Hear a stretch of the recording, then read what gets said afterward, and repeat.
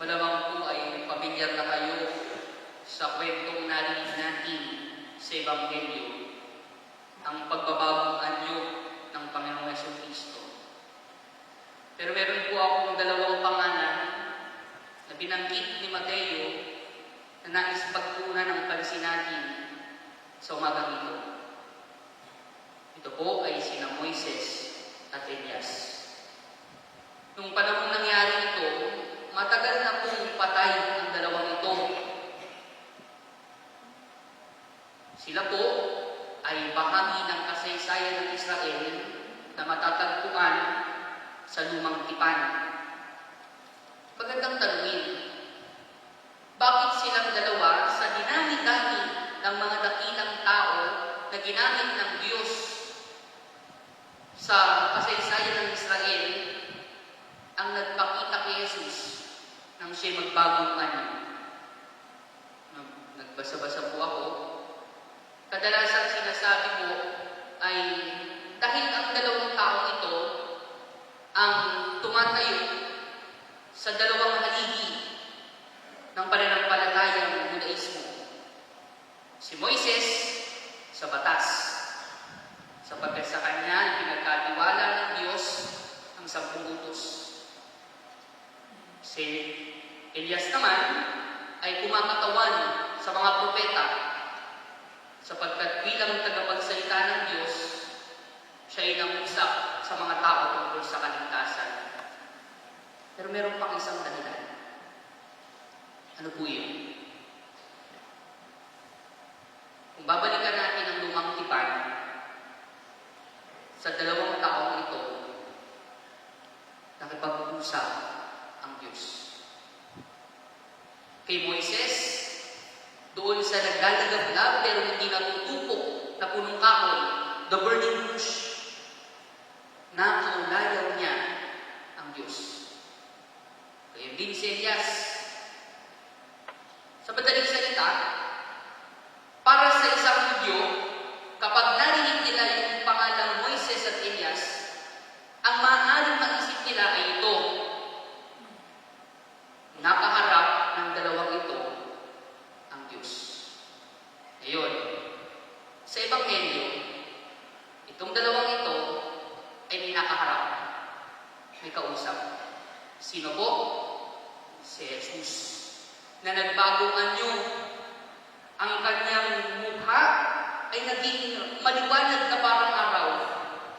Ang kanyang damit ay naging pusilak, puting-puti. Siya ay nakausap ni Moises at ni Elias.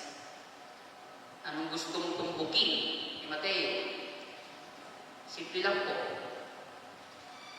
Si Jesus na nakausap ni Moises at ni Elias, na nakita ni Pedro, Santiago at Juan, ay walang iba kundi Diyos. Si Jesus ay Diyos. At binigyang diin po yan, pinagtibay po yan ng tinig na narinig ng tatlong alagad.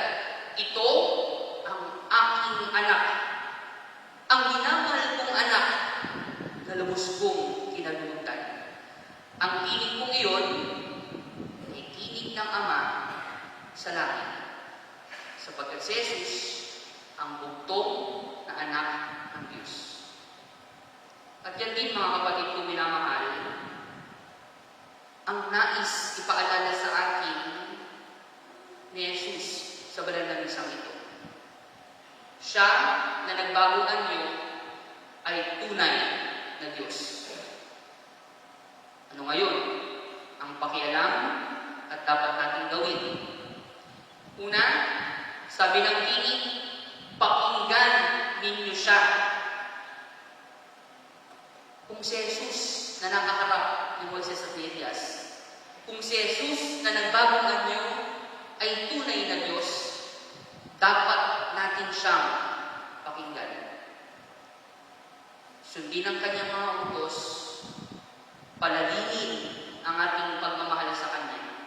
At yun naman ang panawagan ng panahon ng Kwaresma, ang paigtingin ng ating personal na ugnayan kay Jesus Sapagkat sa loob ng isang taong nagdaan, maaaring maraming pagkakataon na tayo tumalikod, umayaw sa pag-ibig ng Diyos. Sa panahon ito, ang panawagan sa atin ni Jesus na tunay na Diyos, pakinggan natin siya. At ikalawa, sa padulo ng Ebanghelyo, nung si Pedro, si Santiago at si Juan ay napuspos ng takot dahil sa kanilang nakita, si Jesus ay nakita nila at nakilala bilang Diyos. Sila po'y natakot sapagkat para sa mga Hudyo, ang makita ng mukha ng Diyos ay nangangahulugan ng kamatayan. Pero nung ginawa ni Jesus, pinawi niya ang kanilang mga takot. Silang nakasubsob sa lupa ang mga mukha ay pinatayo niya. Tumindig kayo. Huwag kayong matakot. Yan din mga kapatid ko, ang paalala sa atin ni Jesus. Siya ang Diyos. Huwag tayo matakot. Hindi ko po alam kung natatakot kayo sa coronavirus. Totoo naman, kailangan nating mag-ingat. Sino bang gustong magkasakit at gustong mamatay? Pero ang paalala ni Jesus sa atin ngayong ikalawang linggo ng panahon ng Kwaresma, huwag kayong matakot. Ako ang bahala sa inyo. Ako yung Diyos. Sa banal na Eukaristiyang ito, minamahal kong mga kapatid, ang Diyos na nakaharap kina Moises at Elias, ang anak ng Diyos na nagkatawang tao, ang mukha'y nagtingning, ang damit ay naging busilak na puting-puti. Si Jesus na Diyos na nagsasabing huwag tayong matakot, siyang anak ng Diyos na dapat natin pakinggan, ay nasa ating harapan.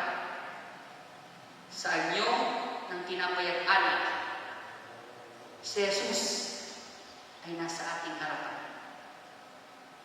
Nasa harap po tayo ng Diyos. Nasa harap tayo ng Jesus. Pakinggan natin siya. Huwag tayong matakot. Siya ang Diyos